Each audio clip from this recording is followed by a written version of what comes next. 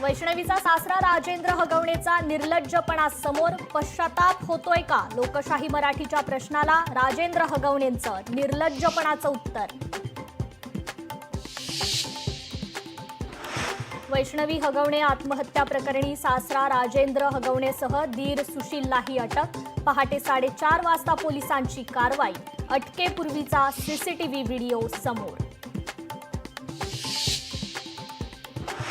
कसपटे कुटुंबाला बंदूक दाखवून धमकी दिल्याप्रकरणी निलेश चव्हाण विरोधात वारजे पोलीस ठाण्यात गुन्हा दाखल.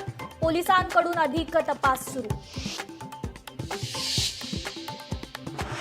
मुंबई नाशिक हायवेवर इगतपुरी जवळील जिंदाल कंपनीची आग. चौथ्या दिवशीही धुमस्तीच. कंपनीच्या आजूबाजूची 4 गावं रिकामी. आगीवर नियंत्रण मिळवण्याचे प्रयत्न.